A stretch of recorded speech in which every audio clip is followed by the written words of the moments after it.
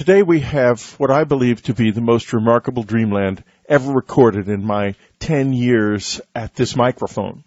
First, good news. Linda Moulton Howe is back with us. She will be reporting later in the show on a new flu virus that is appearing that is beyond H1N1. But first, we're going to be talking to a scientist who will remain anonymous about his own close encounter experiences. He's not the only person I know in his situation, but he is the only one who has been willing to talk to us publicly at all.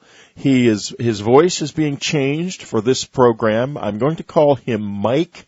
He is a prominent scientist engaged in complex calculations. That is all I can say about him. However, I am aware of his actual career and work, and he is, I think it's safe to say, a scientist of great renown in his field. Welcome to the program, Mike. Thanks. Well, good. Now, without getting too much into your work, because the culture of science has failed in a very important way. It has failed to address the reality of the close encounter experience. And therefore, people like you are in a position of having to remain hidden. And how do you feel about that? Well, it doesn't feel comfortable that the scientific establishment today has gotten itself closed to healthy inquiry about phenomenon which we don't understand and which obviously many people have experienced. This topic of your program is usually viewed as fringe, and most scientists scoff at it when I think that is very closed-minded. I think as being a scientist, it's your obligation to try to uncover things which you don't understand and get to the bottom of them. And many scientists don't want to go there with this topic because they feel it could make them look embarrassing or it could affect their grant money or their status. And I sort of view it as somewhat analogous, although not anywhere near as extreme, but somewhat analogous to the situation in the Middle Ages with people like Giordano Bruno or Galileo, who, of course, everyone knows their story, about saying something which went against the Catholic Church. So the scientific community today is obviously not that tight, but nevertheless, there is definitely a frowning going on if someone talks about things which, quote unquote, don't fit the scientific method. Right, but the scientific method, unfortunately, is a very limited thing. There are 6 axioms that are the basis of all science. Is that correct? 6 or 7?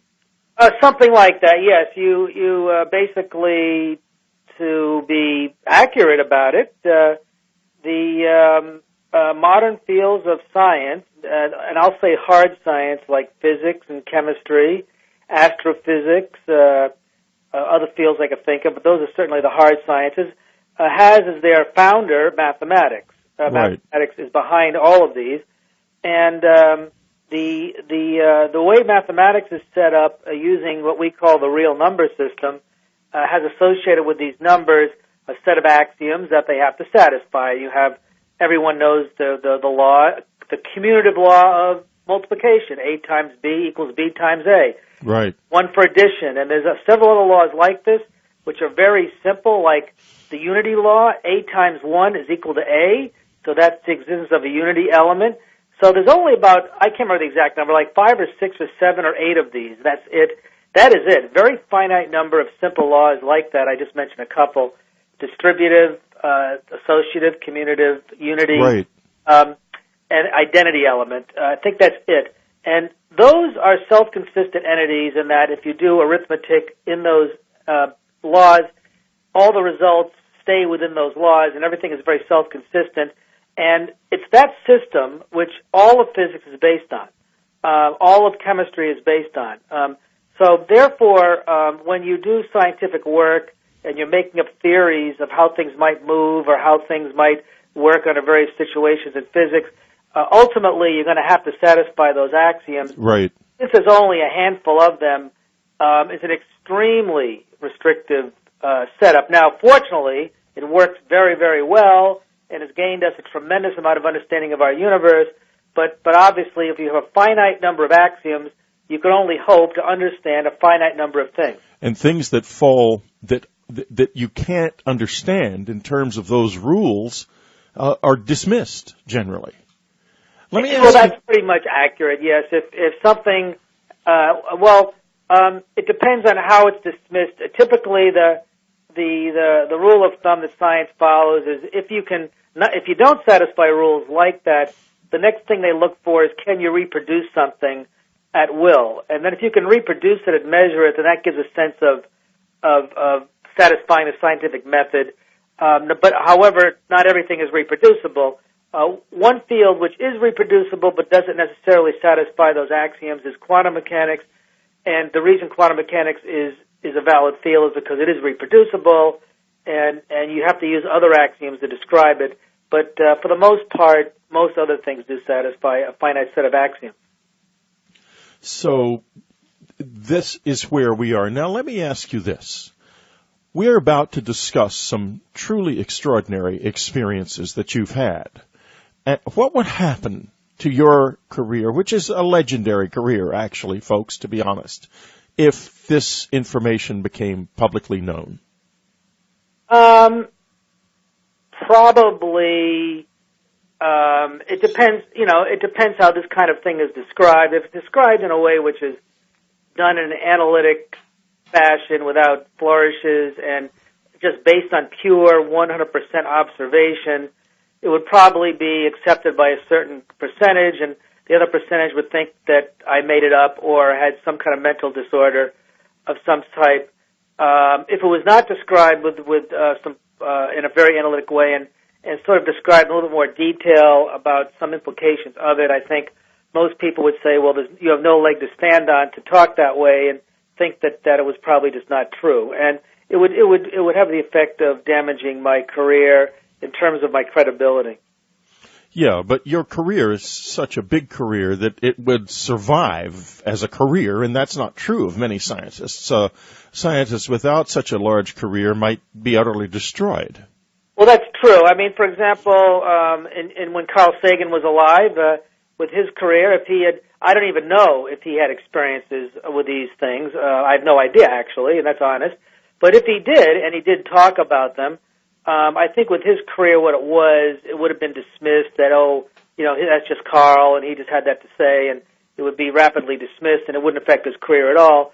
But if you're a starting scientist or someone who's trying to build a career, and you haven't really done anything of particular note to your colleagues, and you came out with something like this, it would absolutely destroy your career, yes. Right, absolutely. In fact, the only scientists I've ever been able to talk to openly about this have been people way, way up at the top of the scientific food chain who will discuss it more or less openly and give their opinions in a straightforward manner. However, the farther down you go, the more circumspect people become. In the latest issue of the New Scientist, and folks, this is the week of, it's October the 12th, 2009, who, for those of you who may be listening to this years from now, in the latest issue of the New Scientist, there is a long article about consciousness, where it quite casually assumes that things like alien abduction phenomena are merely side effects of sleep states. And of course, in my particular case, I was physically injured. And the scientific community seems to have accepted that as kind of the norm. In other words, when people report a close encounter of the third kind or an alien abduction, it is dismissed as something that happened as a result of a hypnagogic or hypnopompic trance or perhaps temporal lobe epilepsy. How do you respond to that? What does that bring up in your own mind, given the experiences we're going to talk about shortly? Well, to be completely honest, in my case, Initially, before I had one particular experience I'll describe, I'm sure you'll ask me about that. I did have experiences which were highly unusual, and I felt that they could have been post-sleep issues. I didn't know whether to believe it or not. However, soon thereafter, when I had another experience with a person who was with me as a bona fide witness, and I was awake driving a car, it was obviously not post-sleep anything. It really happened, and there's someone there who witnessed the same exact thing I did. I would say that statement is not true in my case. In my case, I don't do drugs. I don't drink. At the time, I wasn't doing any of those things. The person I was with, the same story, and there it was, this incredible thing I'll describe probably. Okay, well, let's take a little break right now, and then when we come back, we're going to get into the nitty-gritty. One of the world's great scientists is going to describe something rather remarkable. We'll be right back. Subscribers, there's only one place in the world where you can get programming like this. You will never hear this man on another radio program or TV show. So do tell your friends about unknowncountry.com and urge them to subscribe to our website. Let's keep this kind of information flowing. We need it. The world needs it. And don't miss this week's subscriber interview with Jaime Maussan on that creature found near Metepec in 2007. This is the very latest information since he was on Coast. It's brand new stuff, so don't miss it. You're listening to Dreamland. Serious wonder spoken here. This is Whitley Strieber. We're back. We're talking to Mike, a renowned scientist. His voice has been altered for this program.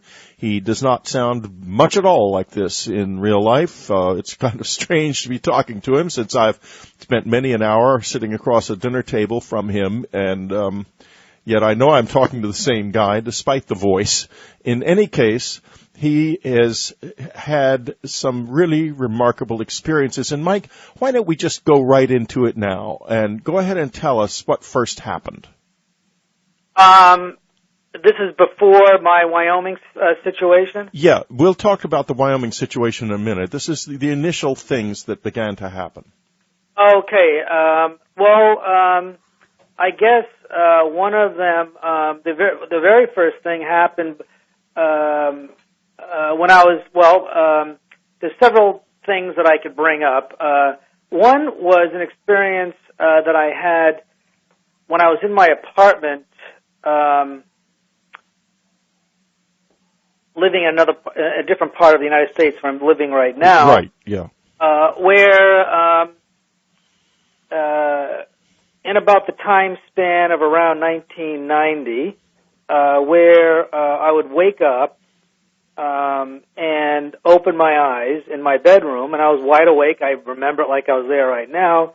And yet when I opened up my eyes, the room was not there in its traditional sense. The room was there, but it had a blue color to it, and it looked strange. And then I noticed that there was like someone took a pair of scissors and cut out a scene in front of my face, which was not the room anymore. It was a scene looking like I was looking into a window of another place, and it showed a vast vista of mountains, and it was as if someone had a pair of cameras, and they were zooming you in to take a panoramic view as you were flying over this.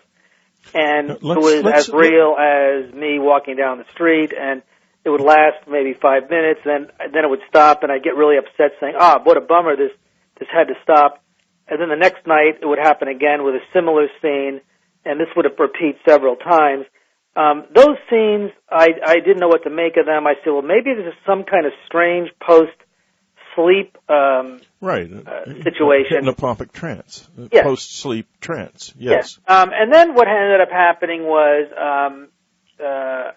this was the summer of 1990. And then what would happen after that is I'd wake up, and then I didn't see that anymore, but I would just casually look off into my living room where there was a light on, and I had a very big apartment, and there's these huge ceilings and stuff, so the room was lit up and looked kind of large.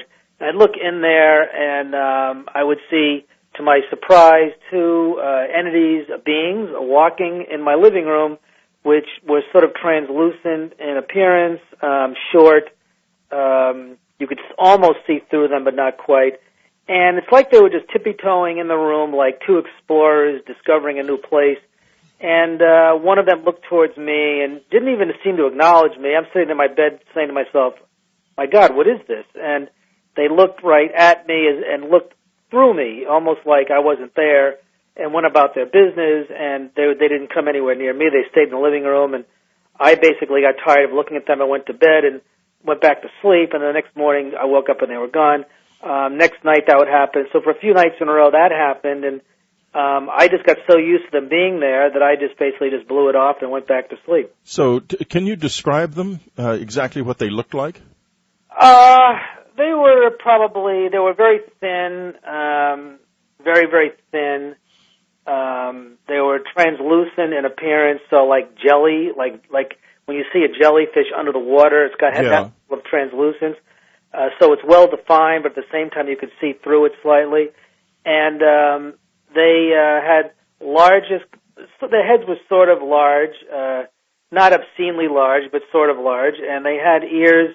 I can't remember the ears offhand, to be honest. I thought the ears were sort of small. They were definitely small ears, and their arms were very thin, and their legs were thin, and they were probably like and they had large eyes. The eyes weren't normally. Well, they were definitely larger than human eyes. They were definitely larger, but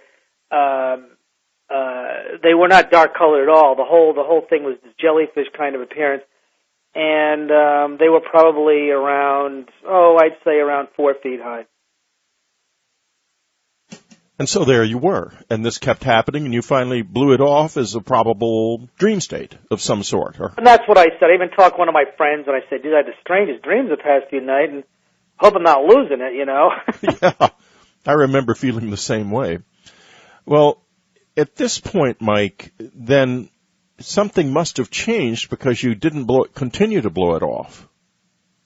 Yes. What ended up happening was towards the end of this particular summer, which was, I think, 1991, way back, I decided to leave the area I was living in at the time and drive halfway across the country to a Midwestern state. And the Midwestern state would be up north central U.S. I don't want to give exactly. No, you don't need to.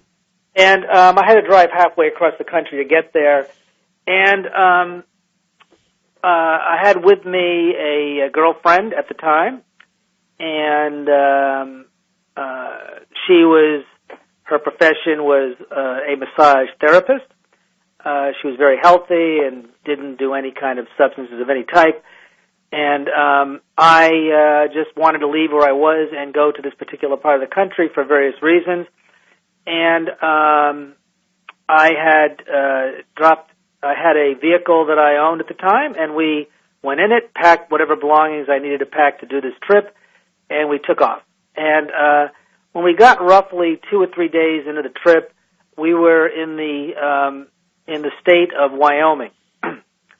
And it was approximately 8 o'clock at night when we reached the town of Casper, Wyoming. And I wanted to go to a rest stop and eat something. And it was like about 8 o'clock, and my friend wanted to get out of there relatively quick, and I said I wanted to rest a little bit, which I did.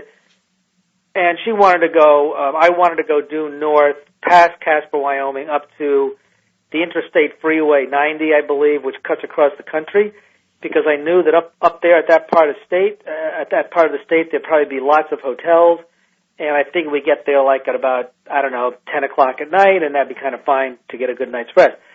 At this point, we had been driving for a few days, and, I just wanted to not be worrying about driving in the middle of nowhere. She, on the other hand, had this very intense idea that we were not going to drive up there. She wanted to go to a location where this place where there were hot springs up near Yellowstone Park. Right. And I said we're not going there. I said just to go there would take probably 5 hours, and it would be 2 or 3 in the morning, and I'm not driving there. And I said, there's no guarantee of gas stations or anything. And she was upset by that, and I said, look, I'm just not doing it. Then she was upset. She was upset because she did not want to go to the general place where they're going to be hotels and make the trip more straightforward. She wanted to meander a bit. So then she said, well, let's go to take this road here. She points to a road that maybe a few miles north of Casper you take a right onto, and it's a small road that is one lane in each direction, and on the map it's barely noticeable, and it goes for at least 50, 60 miles through Thunder Basin National Grasslands, and then you go due north at a town called Wright, Wyoming, to another town called Gillette, where there would be hotels. So I did not want to do that route. I said that route goes about 50, 60, whatever it was, 60, 70 miles through nothing. There's probably no towns. Thunder Basin National Grassland is precisely that. It's just a grassland. And I said, I just don't want to be driving through that. Why should we do that? That's going to take us twice the time to get to a hotel. We're probably not going to get to one till now. Doing that probably till 11 o'clock instead of 10. And so she got very, very, very upset, and something that simple ended up being in a pretty, a yelling argument. And to stop the argument, I said, what the heck, I'll do it, just to stop the argument. So we get in my car, we go to this little road about 20 minutes later, and take a right and start going down it. And I remember that particular night was very strange. It was in the end of September. As I recall, although I can refine that date a little bit. And it was a very balmy night for that time of year. It almost felt like it was like a tiny bit of fog, balmy, almost like something you'd see in a science fiction story, It's just very unusual. And there were animals all over the road, so when I was driving, I had to go very slow to dodge whatever they were. You could just see their eyes, so it was a little bit creepy. And we drove for quite a while, and not a single car passed us in either direction as we drove east. We were driving a good solid, it was now about 10 o'clock. We were probably doing about maybe 35 miles an hour, and we had gone, or 30 miles an hour, we had gone about 60 miles. It was about 10 o'clock, and we had not a single car passed us, which made me very suspicious. This is a little bit unusual. And the gas gauge was going down a little bit, but so I was getting concerned about this. There were no gas stations, and we had entered Thunder Basin National Grasslands. I saw a sign that said this, and I said, it's even worse. There's going to be nothing there. And then I noticed that I saw a sign that said Wright, Wyoming, 14 miles, and the sigh of relief came over me that there was going to be a place to go to. Now, Wright is basically a truck stop, but nevertheless, I felt this relief. So at this point, the road went down into a valley in Thunder Basin National Grasslands, and it goes down into a valley. So I'm driving. I'm fully awake. I'm not the slightest bit tired, really. And it was a moonless night, although it was a clear night. It was a moonless night. And so we're going down into this valley. Maybe the incline was maybe 20%, so it was a fairly steep incline. And it was a big valley, so you could look in front of you and see miles off into the distance and down a little bit low. And I noticed there was a red light down there, and it was a very bright red light, and but it was way off in the distance. And I said to my friend, "Oh, there's a really bright light." I said, "It's probably a construction site or something," because when you're in a situation like that, your mind wants to make things up to make you feel better. Yeah. So I said, that's what that has to be. It's a construction site, and it didn't occur to me till many months later that why would there be a construction site with a bright ruby red light at between about 10:30 at night, 11 o'clock at night at Thunder Basin National Grassland. But nevertheless, it made me feel good. So we drove, and as we drove further, I noticed that the road started to slope down towards the bottom of this little valley, and I kept looking at this light. I sort of blew it off at first, and then my friend said, "Oh, there's the light again." And I said, "I know, I see it." And at this point, the road had leveled off, and it was a single little road. And this was like something out of a movie. It was like, here's a single road, and as flat as you can be. The sagebrush blowing around, not blowing around, but the sagebrush lying around with little animals, and it's very muggy and a little tiny bit of fog, not too much. And there is, at the end of the road, now straight ahead, a very, very bright red light, maybe at this point a mile ahead of us. And I noticed, to my surprise, that the red light was not on the side of the road, but it was exactly in the center of the road. And it was a lot brighter than what it was when we saw it off in the distance. So at this point, some red flags came up with me, and I said to myself, this Mike, is not good. We are going to go back to those red flags in just a moment. We'll be right back, folks. I hope you are still strapped into your seats. My seatbelt is mighty tight. We'll be right back. This is Whitley Strieber's Dreamland. We go deeper.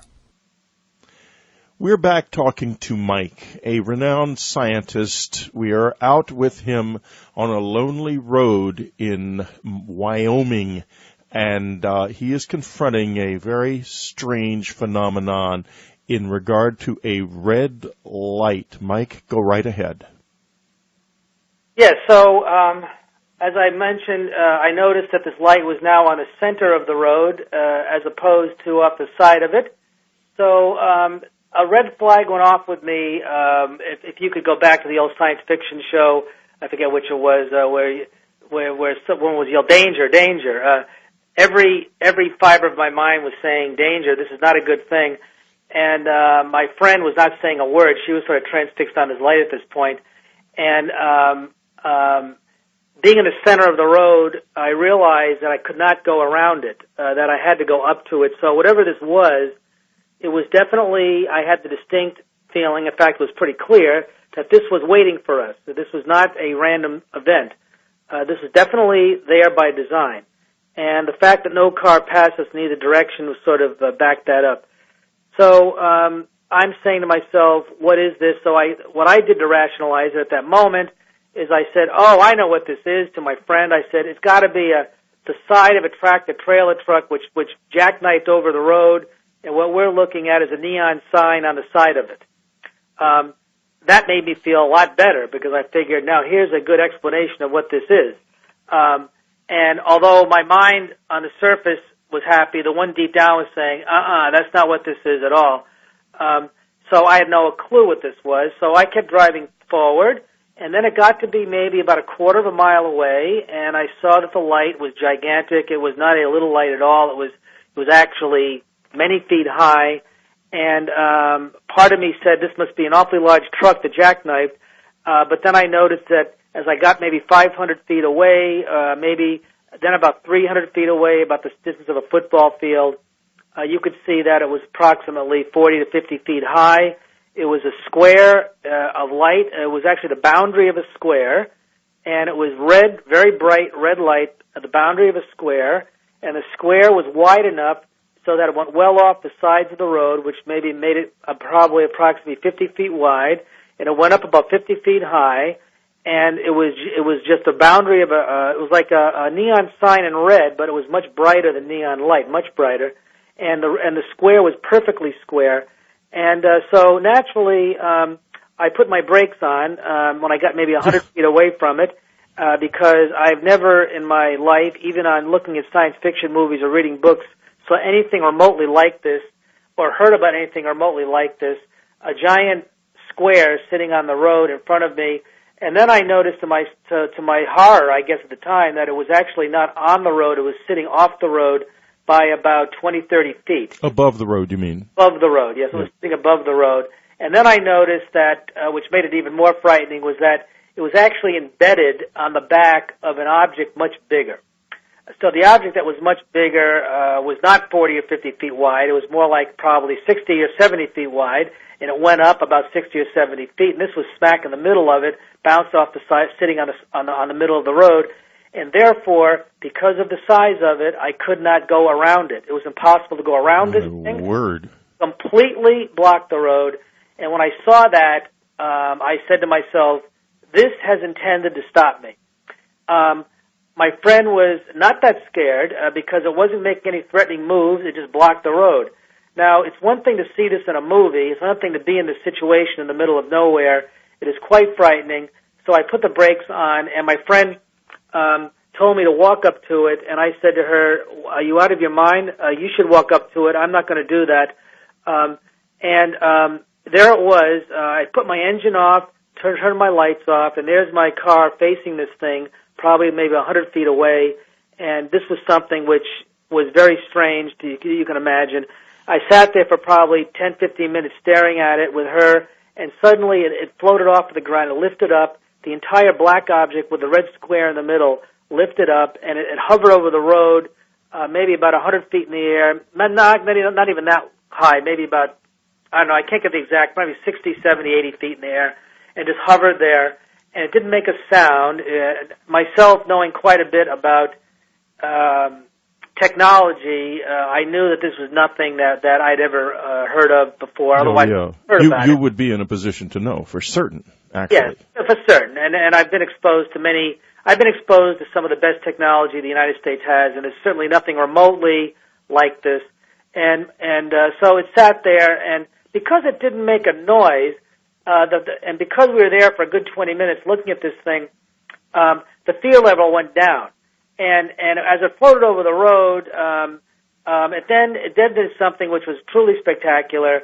So the part that we were looking at, which was this 70 by 70 black object with this red square in the middle that was about 40 by 40, suddenly that was the back of it, as it turns out. So the thing starts to turn around, and that part turns out of view away from us, and then suddenly over the road is an object about 200 feet long, which is jet black with a slight blue glow in the middle, and it just stood there, it just hovered there over the road about 200 feet long and stood there. And it was beautiful, actually. That was quite beautiful to see this. It was truly a wonderful thing to behold, to see an object like that. And I knew at this point this was not from this world. We have nothing like this in our world. I've seen nothing like this. And it did a little maneuver, went up and down a little bit. It took its front and went up and down, just to almost do a little dance, like it was almost like it was performing, which I thought was very, very interesting. My friend said to me, "Why don't you get out and walk under it?" And I said to her, "Are you out of your blanking mind? Yeah. Why don't you walk under it?" I said, "We don't know what this is. It could be dangerous." I said, "I'm not walking under that." So after it hovered over the road for about 5 minutes only, it then started to move away from the road laterally, due north, because this road was going east-west, west-east. It went due north.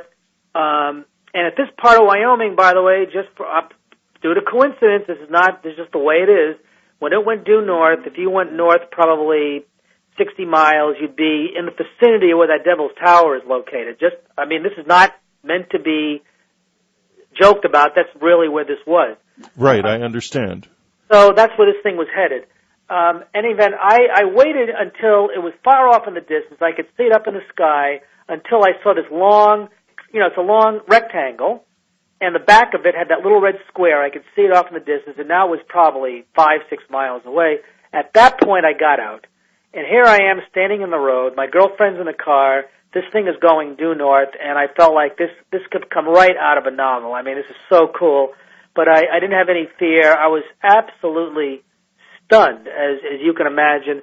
Myself, being a scientist, my mind is racing, trying to think of what this could be.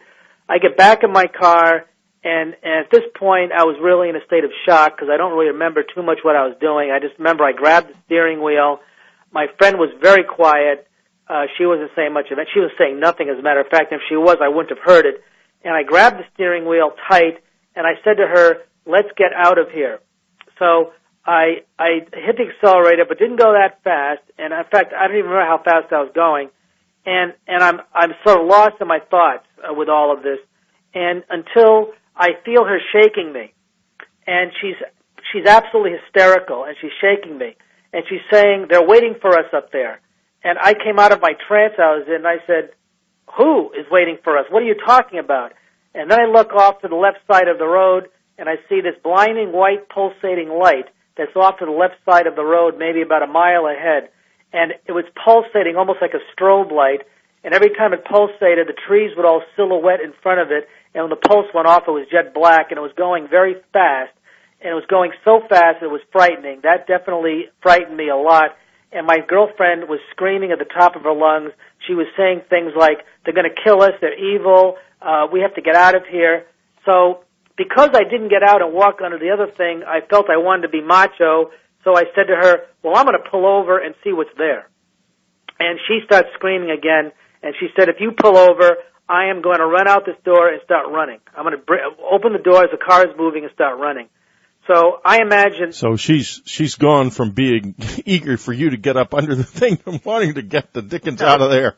No, as a matter of fact, I have never heard a woman scream that loud in my life, ever. It's very interesting to see the way her reactions are changing as she begins to realize just how unusual this actually is. Yeah, well, it's funny because when I met her, she was one of these, a massage therapist person, and she's very much into angels and the New Age way of thinking, and you would think that this would be sort of like, well, this is cool, it's something we never, but no, that was not the reaction.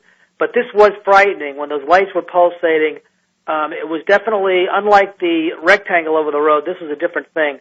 So I looked over to the side, and I saw the ground itself was pulsating with this light, and every time, and I did slow down to about 5 miles an hour, not to a complete stop, I came close, and I noticed that every time the light went on, there were all a bunch of beings standing around. There must have been, 10, 12, 15 of these things. And they were maybe 50 feet away. I wasn't close enough due to the light to really see details, but they were short and they looked black and very thin. And my mind was saying, get out of there fast. Mike, at this point, we have to take a little break. We will be right back, folks. This is Whitley Strieber's Dreamland.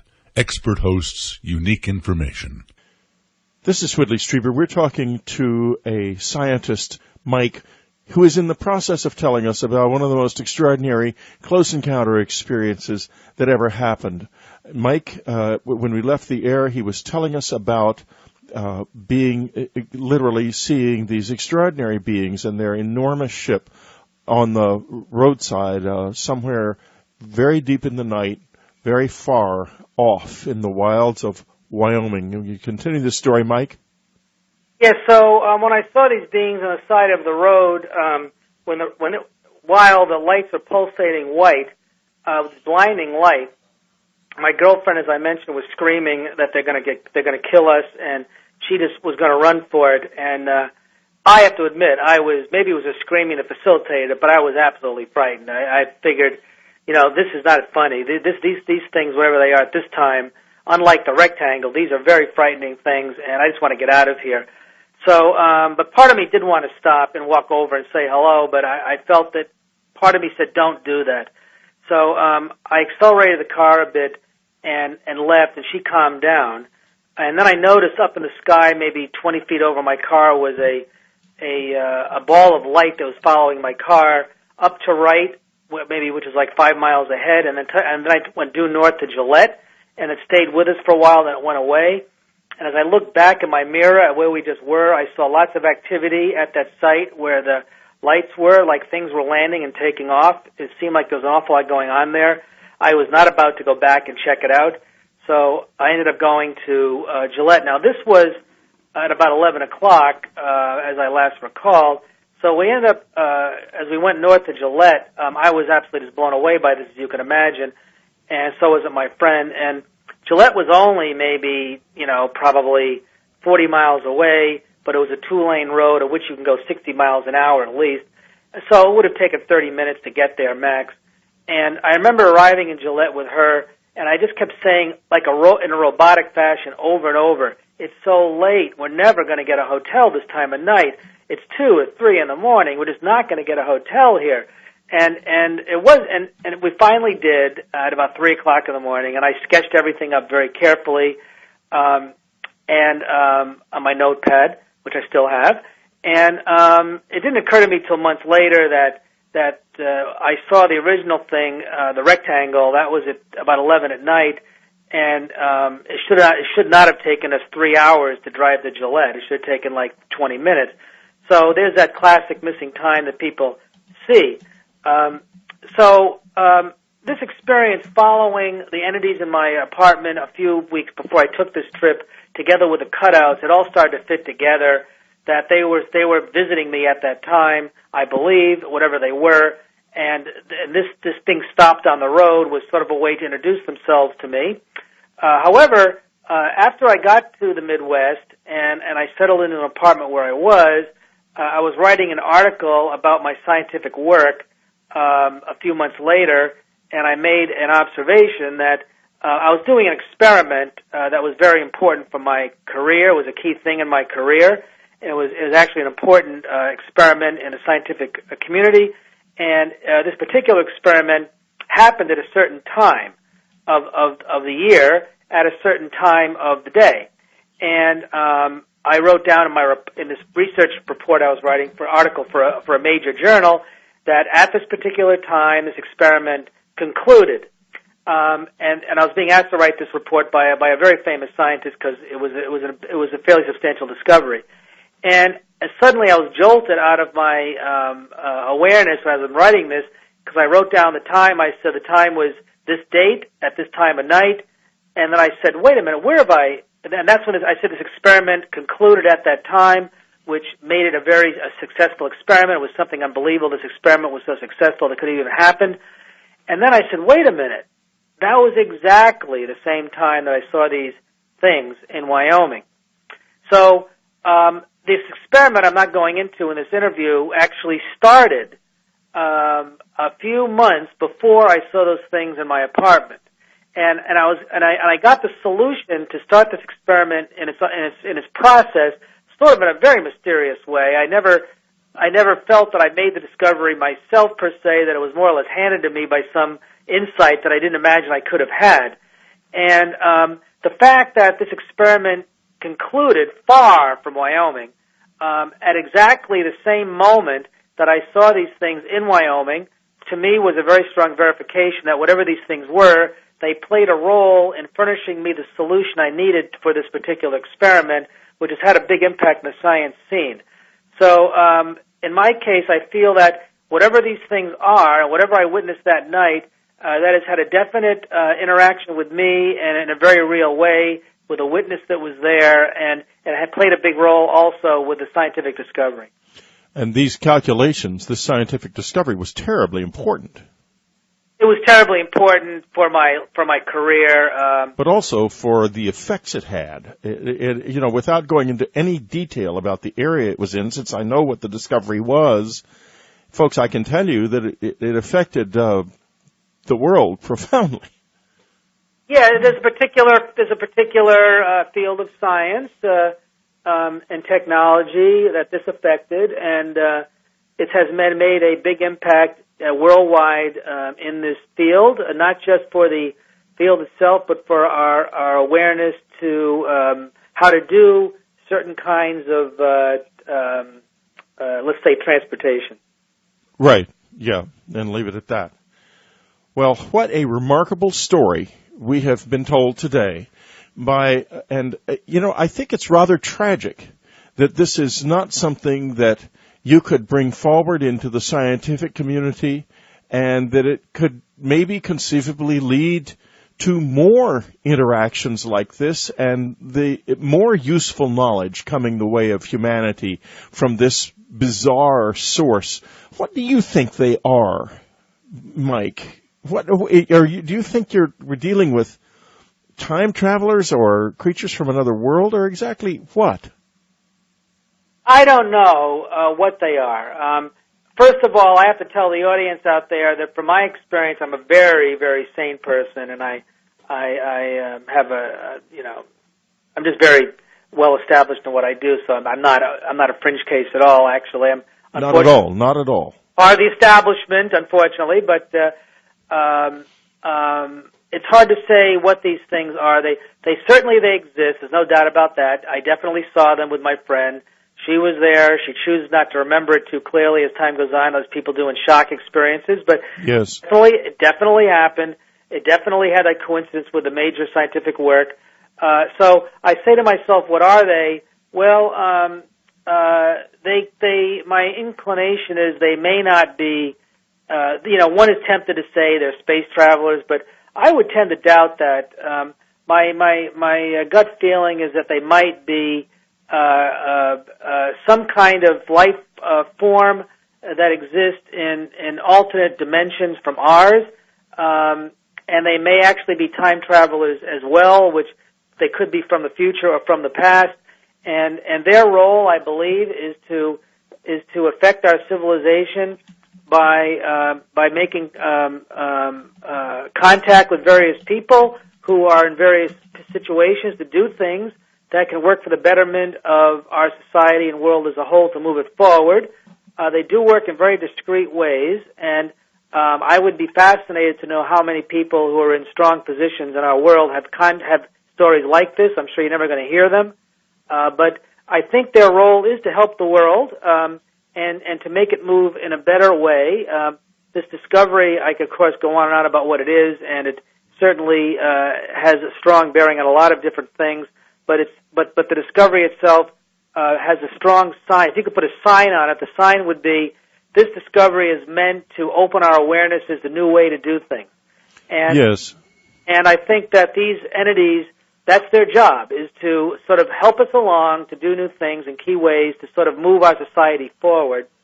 And where they come from is probably, it could be another dimension. It could be from the future or the past. They could very well be time travelers. There's no reason to believe from the laws of physics you can't do time travel. There's been research papers written, and in fact, it is consistent with Einstein's theory of relativity that time travel can in fact happen, although it's very difficult to do with our technology today, but it's not inconceivable in the future this could happen. But there's so much about the universe we don't know. There are 400 billion stars in our galaxy alone. There's trillions of galaxies. We think that you can't go to stars now. Our closest star is Alpha Centauri, and it takes 100,000 years to get there if you want to go there in the space shuttle. So therefore, people say, well, travel between the stars is clearly impossible, but it may be that some discovery will make it very easy to do. If that's the case, then there'd be all kinds of entities traveling all over the place that we have no idea about. I think it's difficult to speculate what these things are. They're clearly much more advanced than we are. They can clearly influence us in ways like this I described in this interview, which we have no understanding about. To us, it seems like magic. It seems very unusual, weird, and that's because we're just not used to it. But it's obviously, they obviously represent something which I hope is here to do good for this planet. Well, thank you very much for giving us what I think is probably the most extraordinary interview in the history of Dreamland. That was really something. And Mike, best wishes to you in your future career. Do you ever expect to see them again, do you think? I don't know. I think this is one of those cause and effect things that you can't really answer. I'd be fine if I did, but these are basically, from what I've observed, these would be independent entities with their own destiny and futures, which they do when they want to do it. Right. So if they decide to get in contact with me again, they certainly know how to do it, and so it's really up to them. And I don't know what their agenda is. Well, Mike, thank you very much for being with us, and all best wishes in your future for your future career. This is Whitley Strieber's Dreamland. Next up, Linda Moulton Howe. Well, this is a day we've all been waiting for a long time. Linda Moulton Howe has returned with her marvelous science reports for Dreamland, and she will be with us as often as possible. It depends on you, subscribers. Keep subscribing to UnknownCountry.com. Let's keep this wonderful thing going. One reporter who loves mysteries is radio's leading science journalist, Linda Moulton Howe. She's an Emmy Award-winning TV producer, documentary filmmaker, and the reporter and editor for EarthFiles.com, the Internet's most respected edge science website. Today, she has a special report for us on H1N1 and a new threat, H3N2. Here she is from Albuquerque, Linda Moulton Howe. Thanks, Whitley. It is really great to be back on Dreamland. I am sorry to be reporting that the most recent information coming in October 8th, New England Journal of Medicine, featured 2 recent studies about the intensity of the new 2009 H1N1 flu virus, both in the United States and the Southern Hemispheres, Australia and New Zealand. Perhaps the most surprising news in the research by the American Centers for Disease Control is that this past spring, 7% of Americans sick enough to be hospitalized with the H1N1 flu did die. That 7% is a higher mortality rate than ordinary seasonal flu. And how many Americans ended up in intensive care with the new H1N1 virus? 25%. This first study of the early months in the now pandemic H1N1 provoked Dr. William Schaffner, a Vanderbilt University flu expert, to warn, quote, contrary to the perception among many people that this influenza, the novel H1N1, is mild, these data vividly demonstrate that this influenza can make you very, very ill, close quote. The second study in the New England Journal of Medicine about the impact of the new H1N1 virus in Australia and New Zealand showed there was a 1,500% increase in demand there for intensive care units. Since October is only the beginning of the flu season now in the United States, will these disturbing statistics persist through the next 5 months into February 2010, when seasonal flu usually declines? One sobering fact: the novel H1N1 virus that first erupted in Mexico last February continued to spread throughout the world without tapering off and was declared an official pandemic by the World Health Organization. Recent newspaper headlines in New Mexico underscore who is most vulnerable to this new virus: infants, pregnant women, and school-age and college students. In September, a New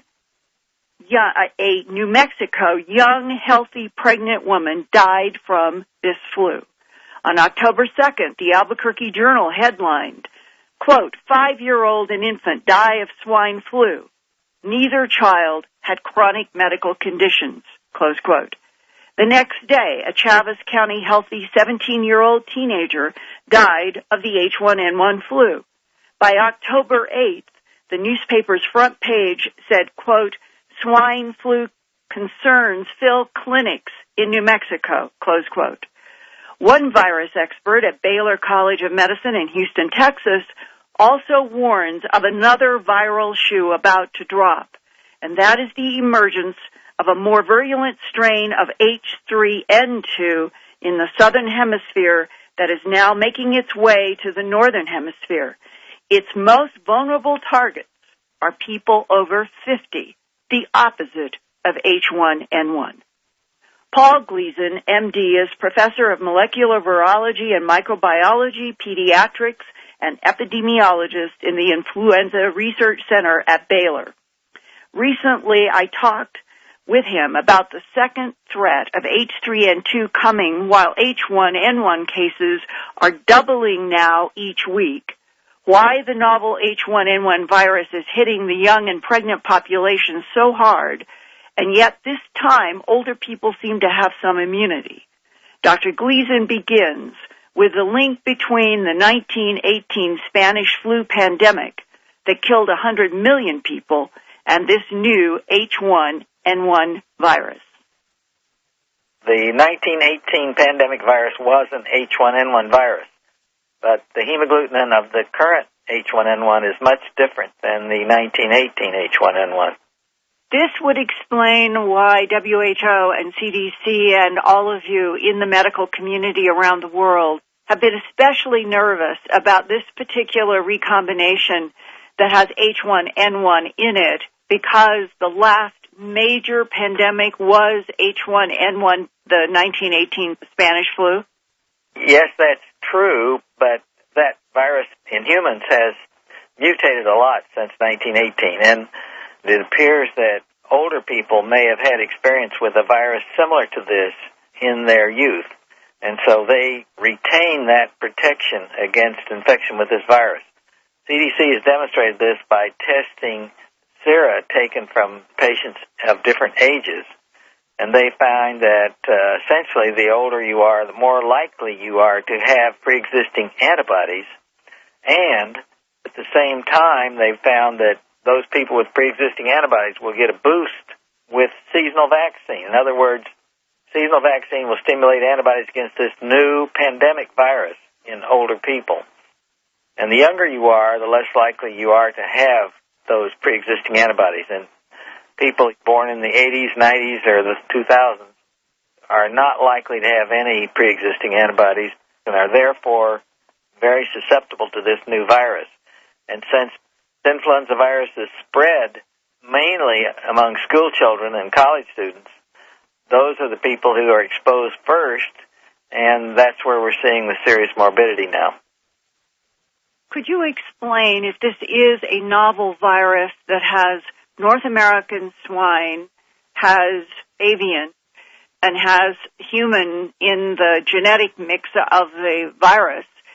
How could anyone from any time period have antibodies to something that is this strange? Well, all influenza A viruses start originally from birds. So all A viruses are originally avian viruses, but then they occasionally infect mammals of different species, and eventually a virus emerges that will spread readily in humans. Now, the pig is generally considered the mixing vessel because pigs have receptors for both avian viruses and human viruses. And influenza viruses have a segmented genome. That is, their genetic material is divided into 8 different segments. And it's very easy then for these viruses to reassort. And they can sort into all combinations, and some of the gene segments may come from pigs, some from birds, and some from human. And that's what's happened in this virus. But right now, let me say, it is a human virus because it is spreading very readily in human populations. So we'd have to call it a human virus. And this winter, we might see seasonal flu, particularly H3N2, produce an outbreak this winter. And we're concerned about that because they detected a new variant in the southern hemisphere this summer, and that might get up here this winter at the usual time for seasonal flu, which would be peaking in the middle of February. And H3N2 has been the major cause of mortality since it appeared in 1968.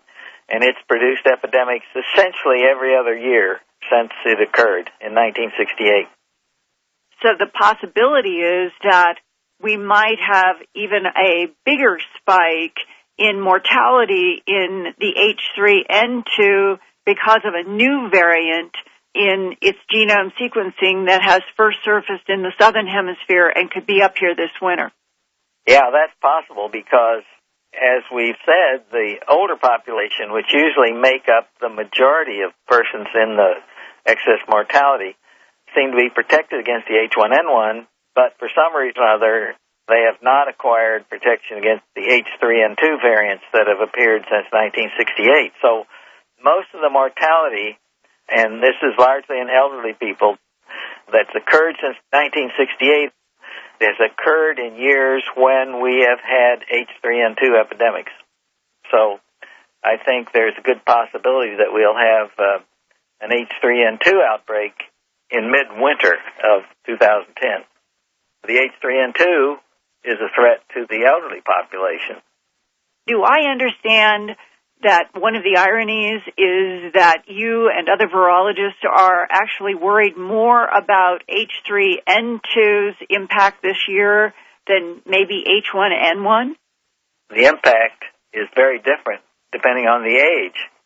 And I think this H1N1 is going to have a very heavy impact on school-age children and college students.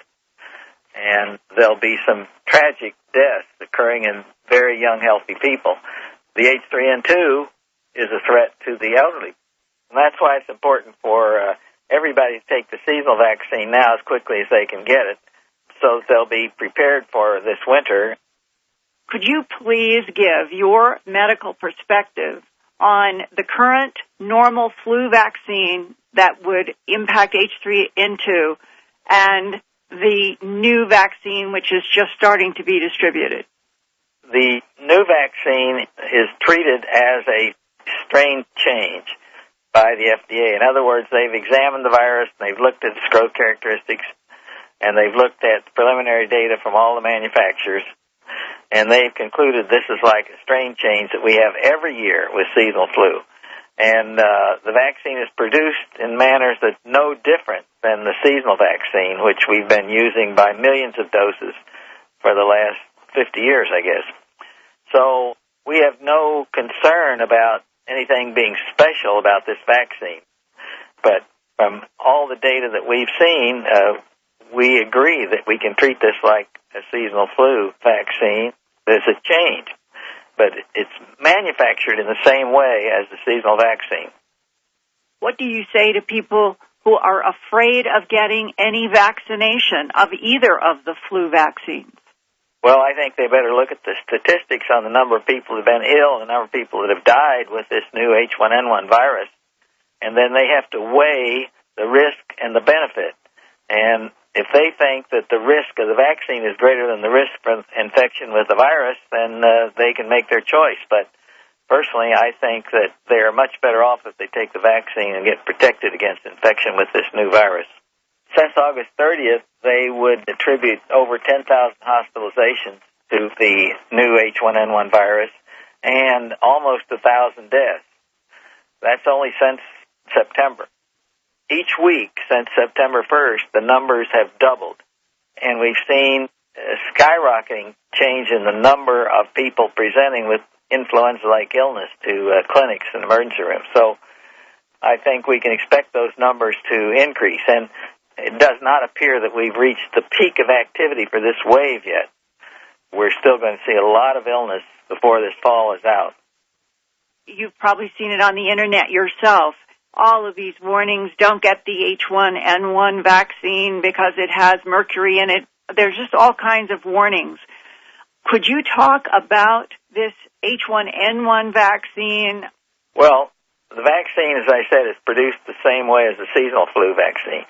The vaccine that will be given to young children and to pregnant women will have no mercury in it. And the vaccine in multi-dose vials for older people will have the usual amount of thimerosal in it. Now, I want to say that there's no evidence that thimerosal has any toxicity, and the studies have shown that it's rapidly metabolized and excreted in the bile and does not accumulate and produce toxic effects.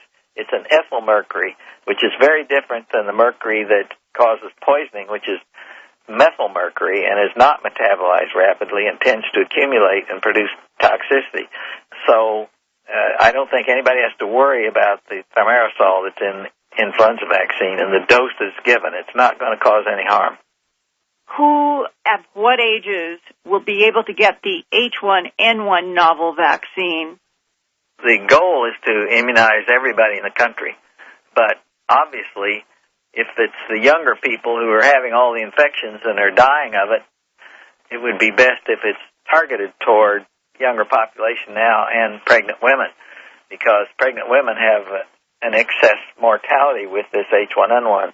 So it's important that we get an activated vaccine for pregnant women and the live or an activated vaccine for school kids particularly, because if we can get the school kids immunized rapidly, we'll slow down the spread of the virus, and we will be able to immunize the rest of the population, hopefully before they've all been infected.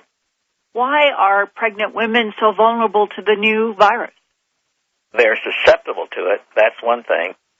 And pregnant women are vulnerable not because they have any problem with their immunity. They respond to the vaccine very well. But as the pregnancy progresses, the diaphragm is pushed up so that their pulmonary reserve is compromised, and also they don't have the cardiopulmonary reserve that women in their age who are not pregnant have, and therefore they're more vulnerable to, if they get pneumonia with influenza, then they're more likely to die.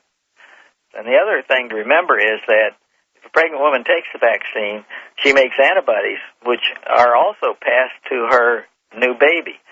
It's no use to vaccinate babies before 6 months of age, so the only protection they can get against infection is the antibodies they get from the mother.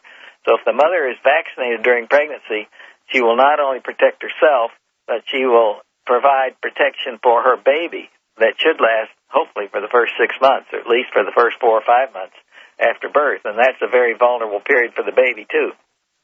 What has happened here in the last 4 or 5 months politically in which H1N1 and developing vaccines has been turned into a political football?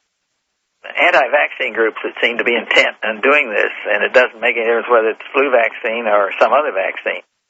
And they try to attack it, and I think that's unfortunate because all the studies show that vaccines are very safe, and the amount of disease they prevent is amazing. And in this era of high cost of medical care, we should be doing everything we can to prevent illness and reduce cost of health care, because otherwise we're going to be drowned in the cost of health care. So to go against agents that are as effective as vaccines is certainly against the national interest in our economy. And that the H1N1 novel virus could just sort of keep perking along until what?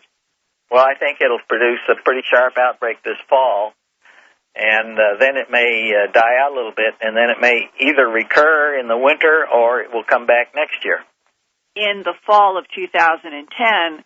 Right. And the question would be, will it have changed the agglutinate again so that it's more virulent or less? It usually mutates in response to immunity of the population, and partially it'll depend on how rapidly we distribute vaccine against the current virus, and then we may see a change. But whether or not it will change the virulence, that's really speculation.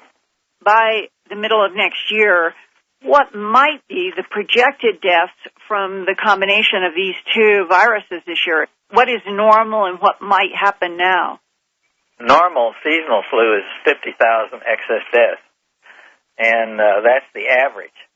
And the direct medical cost plus indirect cost due to disruption of social factors is $87 billion a year just for seasonal flu. So the cost is very high for flu every year. And how many more than 50,000 would you expect in deaths? Well, I would expect the total to be, say, 80,000 excess deaths. Not quite doubling, but getting up there. Yeah, getting up there. But the age-specific mortality will be different because there'll be much higher mortality in younger people than we usually see. Another aspect of this novel H1N1 are the differences in symptoms from patient to patient. Recent child deaths in Indiana and New Mexico shocked the parents because each healthy girl had few symptoms other than a sore throat and nausea until each child suddenly declined rapidly, went to emergency rooms, and died without any evidence of other medical complications other than lab-confirmed H1N1 virus. The more typical symptoms summarized in this recent CDC research include 39% of patients had diarrhea or vomiting compared to only 5% with normal seasonal flu. About 40% of H1N1 patients ended up with pneumonia because the virus attacks especially the lung tissue. All had been put on breathing machines, but 7% still died. Weigh that higher mortality rate against the fact that about 75% of all these patients in the CDC study had been given antiviral medicines such as Tamiflu. This means even with the antivirals, mortality was higher than normal. As Dr. Gleason pointed out, with the virulent strain of H3N2 now making its way north on top of the current H1N1, deaths from influenza in the United States by February 2010 could nearly double. That's why it is important for older people to get the seasonal flu vaccine as soon as possible, and why those on the list to receive the H1N1 vaccine now being distributed should get that vaccine as soon as possible.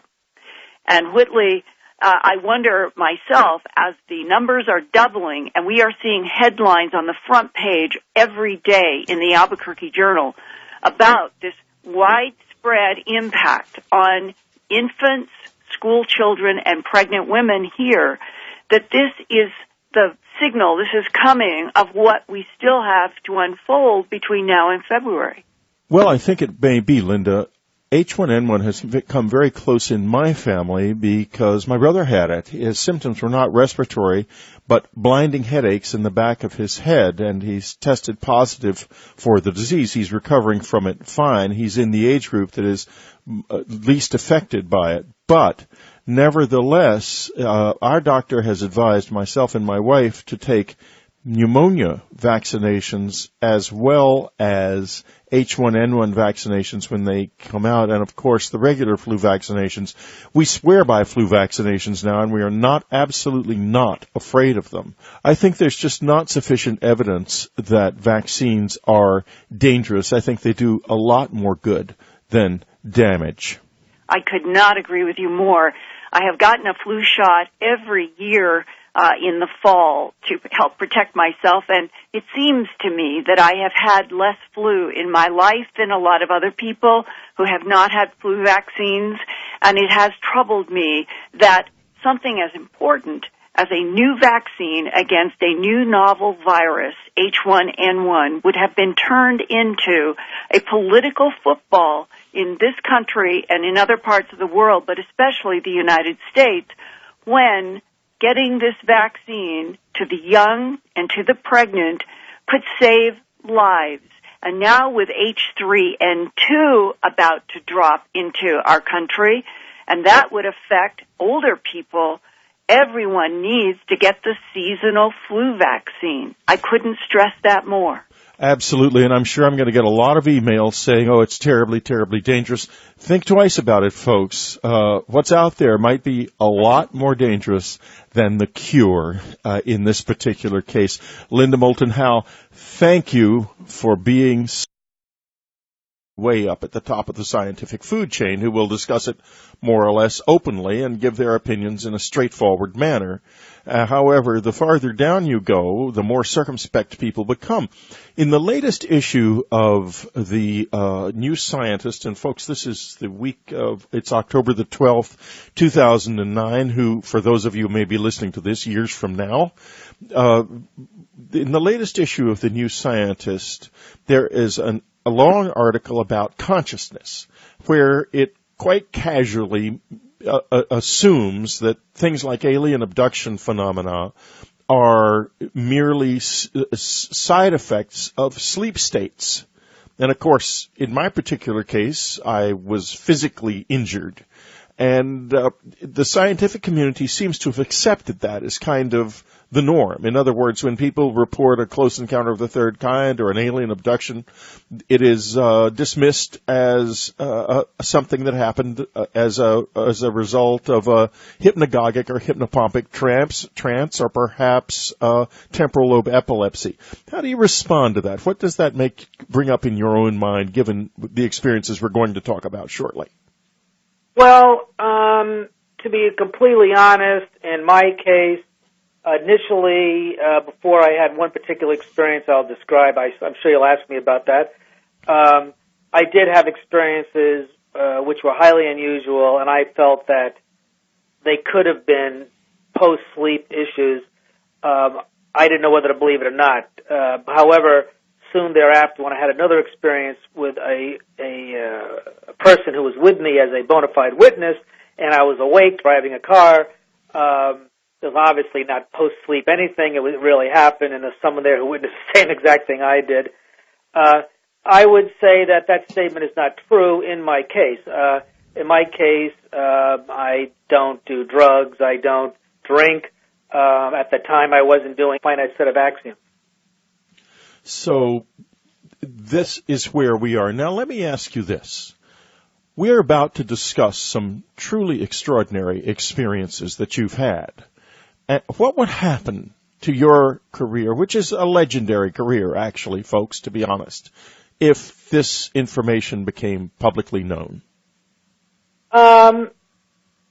probably, it depends, it depends how this kind of thing is described. If it's described in a way which is done in an analytic fashion without flourishes and just based on pure 100% observation, it would probably be accepted by a certain percentage, and the other percentage would think that I made it up or had some kind of mental disorder of some type.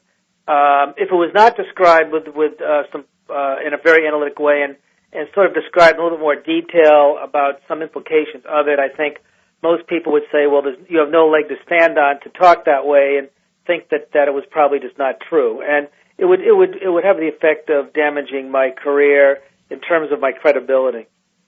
Yeah, but your career is such a big career that it would survive as a career, and that's not true of many scientists. Scientists without such a large career might be utterly destroyed.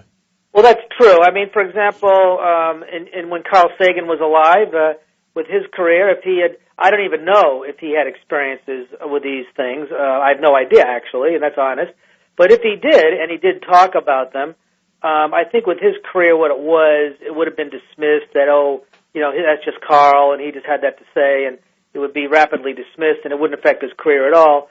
But if you're a starting scientist or someone who's trying to build a career, and you haven't really done anything of particular note to your colleagues, and you came out with something like this, it would absolutely destroy your career, yes. Right, absolutely. In fact, the only scientists I've ever been able to talk to openly about this have been people way...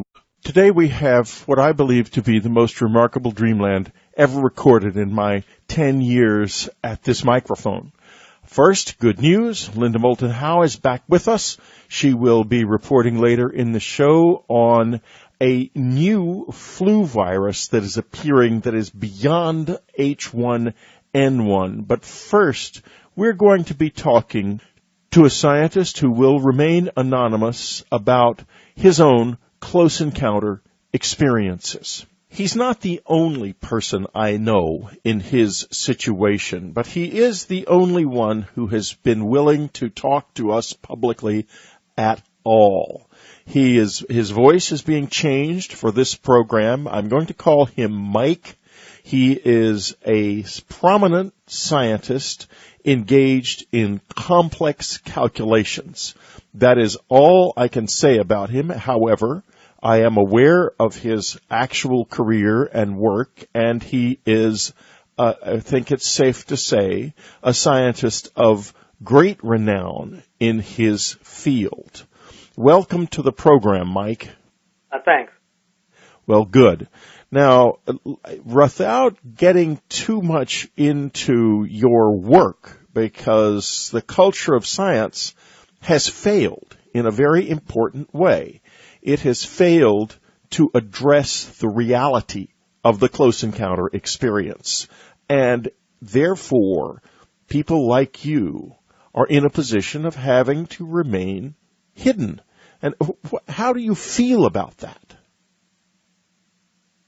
Well, it doesn't feel comfortable that the scientific establishment today has gotten itself closed to healthy inquiry about phenomenon which we don't understand and which obviously many people have experienced.